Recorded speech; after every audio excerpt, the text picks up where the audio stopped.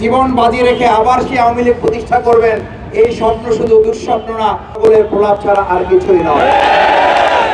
এই ব্যঙ্গ হাতির মাথায় মানে লাথি মারার সাহস কেন পায় এটা আমাদের জানা আছে।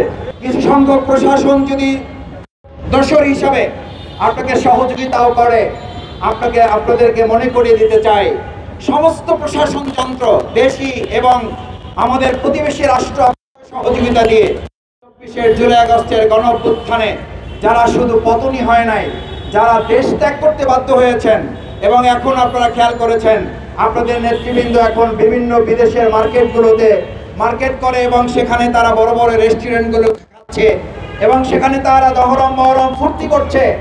বসুন্ধরা টিস্যু অশুদ্ধতার বিরুদ্ধে এক বিন্দুও ছাড় নয়। আর আপনাদেরকে কিছু টাকা পয়সা দিয়ে আপনাদেরকে এখানে ব্যাঙের মতো লাফাচ্ছে। আপনারা কিসের জোরে লাফাচ্ছেন আপনারা এগুলো জানি।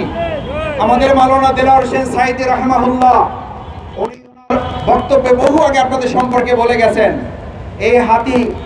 এই ব্যঙ্গ হাতির মাথায় মানে লাথি মারার সাহস কেন পায় এটা আমাদের জানা আছে। এই গল্প উনি বহু আগে বলে রেখে গেছেন। আমরা জানি আপনারা যে 1000 কোটি টাকা বাংলাদেশ থেকে এই টাকাগুলো এখন কিছু সংখ্যক দুষ্কৃতিকারী সন্ত্রাসের পিছনে ইনভেস্ট করার মাধ্যমে কিছু টাকা দিয়ে আপনাদেরকে ব্যাঙের মতো লাফানোর মধ্য দিয়ে হাতির মাথায় লাথি মারার সাহস করছেন।